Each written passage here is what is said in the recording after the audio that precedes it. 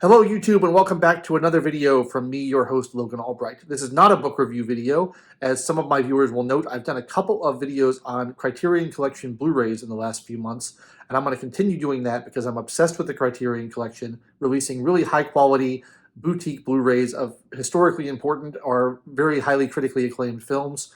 And I'm interested in film and I love film and I'm trying to learn more about it, so I'm really trying to get into learning more about these films that I've sort of overlooked in the past. And the Criterion Collection is a great way to do that. This is a little bit of a cheat video because instead of just being a haul video, it's actually two hauls because the Criterion Collection has had two half-off sales since the last time I did a video like this. The first one was a one-day sale on their website in October, and the second was the Barnes & Noble half-off sale, which runs the entire month of November. So I have purchased several Criterion titles throughout both of those sales, and I'm going to go through them now and talk about them a little bit. And hopefully you'll enjoy that. So let's get started. So the first sale was a half-off sale on Criterion's website, lasting one day only in October. And I picked up a few things, and I got The Uninvited, which is a ghost story, black and white, starring Ray Milland. It's a very nice little ghost story. It's a haunted house story. It takes place on the cliffs of Cornwall, and I was recently in Cornwall, so that was a lot of fun to watch. And I like ghost stories a lot, so I enjoyed The Uninvited. It's not one of the best horror movies I've ever seen or one of the best ghost story movies I've ever seen, but it was one I hadn't seen before. It's got a lot of beautiful landscape, countryside. It's got a lot of beautiful architecture in terms of the house, and it's got some spookiness to it. So I enjoyed The Uninvited. Next up is a film that I've loved for a long time, Broadcast News, directed by James L. Brooks, starring Albert Brooks, starring Holly Hunter, and starring William Hurt. It's a fantastic it's basically a romantic comedy, but it's like more than that, it's a commentary on the decline of news media and the kind of switch over from hard news to entertainment news that was happening at the time that this was made and is continuing, has already happened today. It's pretty much the transformation has fully occurred. And it's interesting to see kind of James L. Brooks seeing that coming and commenting on it like long before it reached the point that it is today. And I think it's a very relevant film to today. And it's got great performances in it. It's really funny. It's really got some touching parts in it. I love Holly Hunter. I love all these actors. So Broadcast News is a really, really great film. Kind of a classic sort of comedy, but also drama just about the news industry. I loved it. Next up, Pan's Labyrinth by Guillermo del Toro. Now, I've always loved Guillermo del Toro's films that I've seen, and I had never seen Pan's Labyrinth. I don't know why. Part of it maybe because it's in Spanish and I'd only seen his English language films. Part of it is I heard a lot of people say how disturbing certain scenes in it were and how violent certain scenes in it were. So I sort of avoided it for a long time, but I've liked his other films, and so I picked up Pan's Labyrinth to finally watch it, and boy is it ever great. It's a masterpiece. It's beautifully shot. It's got this wonderful dark fairy tale aesthetic that Guillermo del Toro is so good at and is the thing that I really love.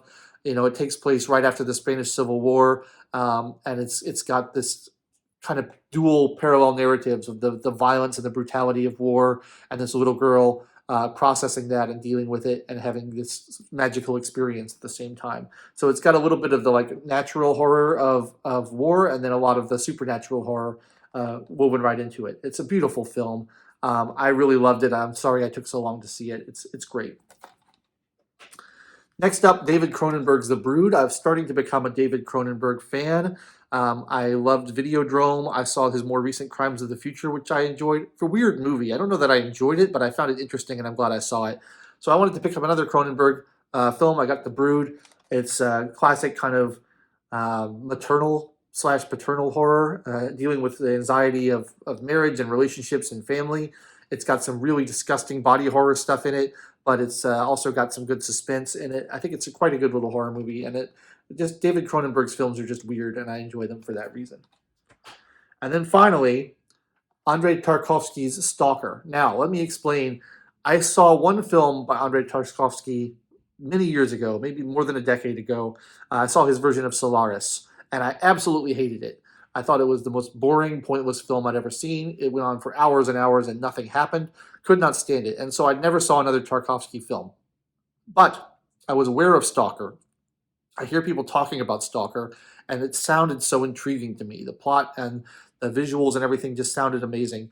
And I was interested in it. I've got an ambient music album that's based on this film. People just kept bringing it up, and I kept hearing about it and hearing how amazing it was.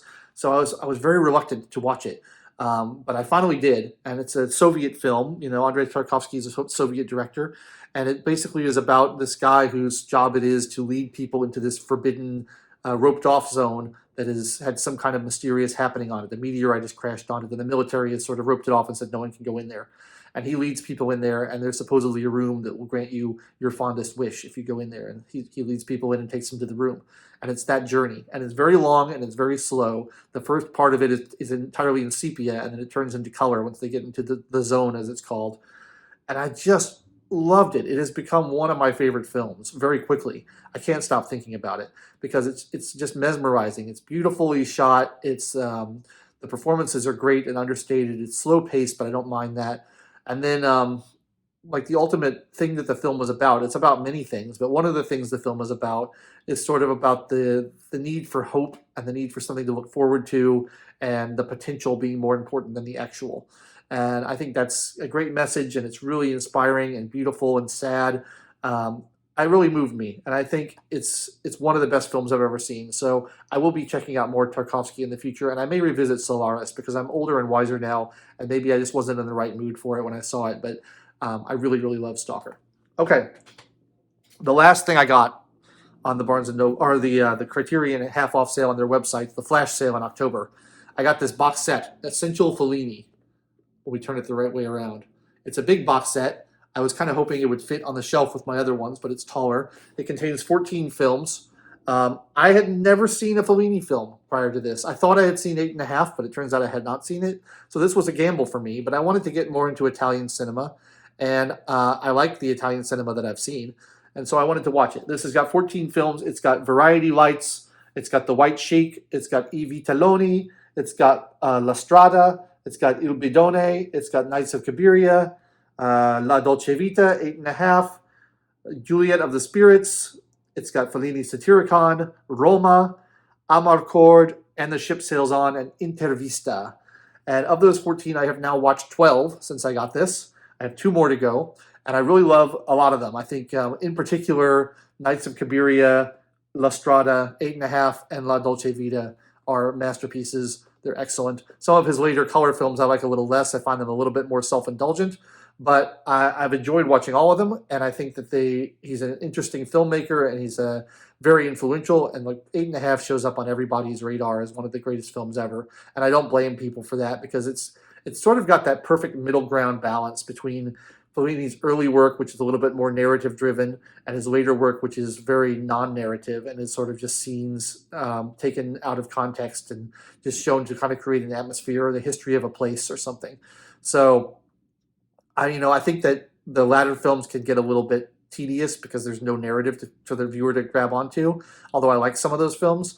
But the earlier films are a little bit less interesting because they're more narrative. So like that 8.5 is sort of right in that middle ground. It's experimental in form, but it's got enough of a narrative for you to grab onto. So those are my 4 favorites, but I still have 2 more to watch. I still haven't seen And the Ship Sails On or Intervista, so I might like those a lot too. But the Fellini box set is just a really beautiful package. The packaging is great on it. It looks great on the shelf. And it's got tons and tons of special features and extras in here that I haven't really even begun to go through yet. So that's going to be a lot of fun finishing all that, because after I watch all the films, I got to go through all the documentaries and the interviews and the commentaries. And that's one of the things that's great about Criterion is how much stuff they put on all their releases. And I love looking at stuff. Okay, so moving on into November. It's not quite my birthday yet, but I did get some early birthday presents.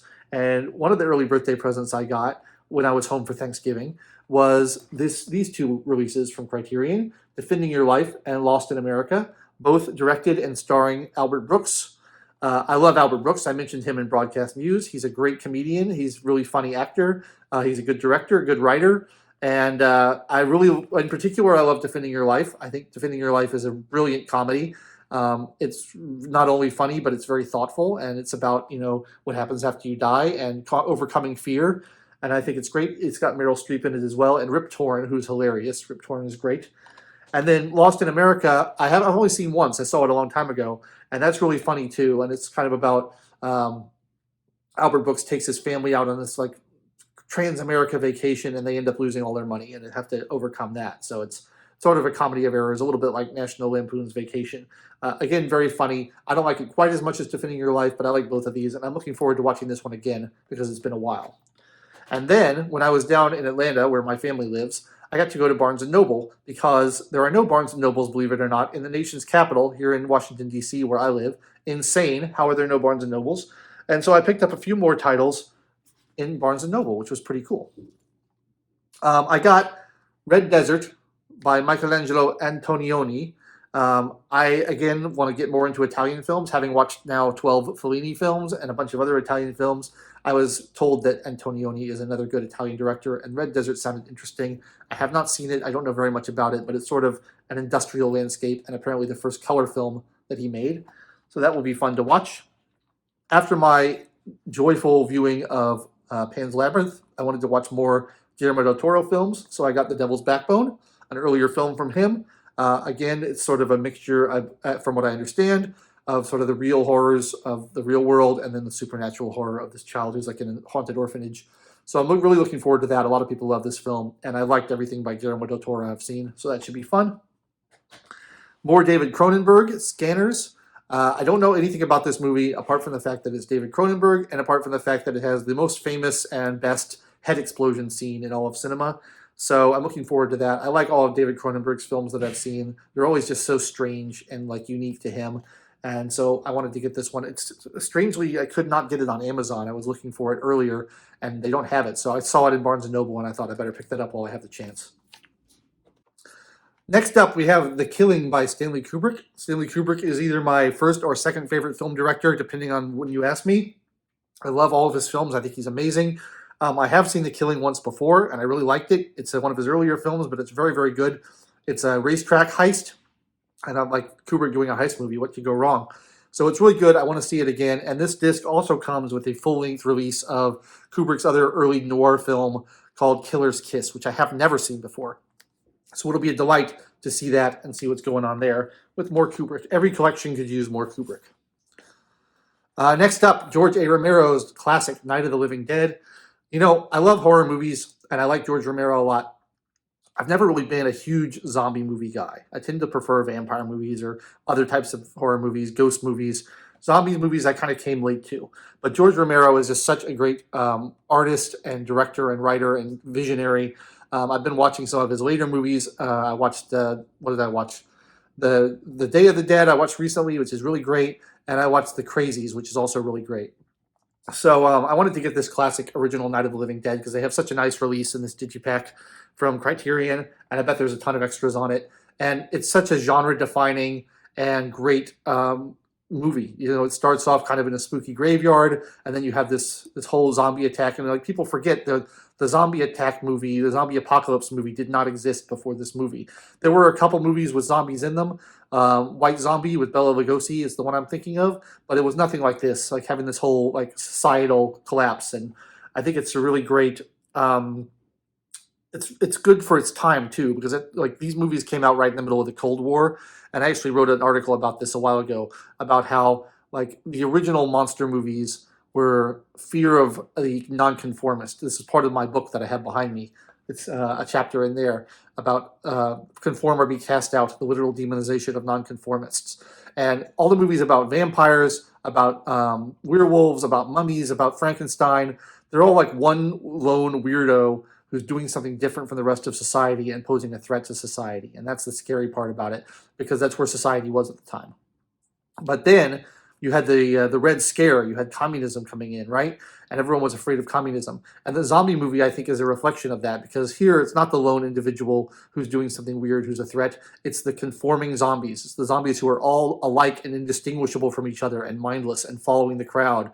That's the scary thing. And the individualist is the hero. And so I really like that kind of messaging in zombie movies. And Night of the Living Dead is good at that. So classic movie. I've seen it many times, but I can't wait to watch it again on this one. Okay, we're almost done. I don't know much about these last two. A lot of these were blind buys for me. La Llorona, a horror film. Again, I think in the same vein as Devil's Backbone, kind of blending real horror and supernatural horror. Very recent film, as I think it was also remade in America. But I wanted to get the original, and I've heard very good things about it, and I always like to pick up horror films. So I got that one. And then this last one is really I take a chance on. It just sounded interesting. It's an Iranian film called 24 Frames. It's an avant-garde film, and I don't know much about it or what to expect about it, but it says on the back that basically the filmmaker took still photographs and kind of just extended them out in either direction to make like 4.5 minute shorts, and made a bunch of those and put them in a row. And so they're a series of shorts that are just extending a photograph in time and kind of transforming a still image into a moving image. And I think that sounds fascinating. And so while I don't know anything else about this film, I'm really fascinated to watch it because it just sounds like nothing else I've ever seen. And I like avant-garde stuff. I think it'll be a lot of fun. Okay, that's all the Criterion releases I got, but there's one more bonus thing I want to talk about very quickly, and I hope you won't mind. While I was at Barnes & Noble, I saw that they also had a half-off sale on Arrow Video titles, and I have a few Arrow Video titles in my collection. I think they're an excellent company for releasing high-quality Blu-rays. They put out a lot of great special features. The print quality is very good, and so I like them a lot. So I checked out what they had there, and I couldn't resist this special limited edition Blu-ray of True Romance from Arrow Video. It's just so cool. Like, I love that art there. I love this little booklet kind of thing. Packaging comes with a book and a poster as well as the Blu-ray.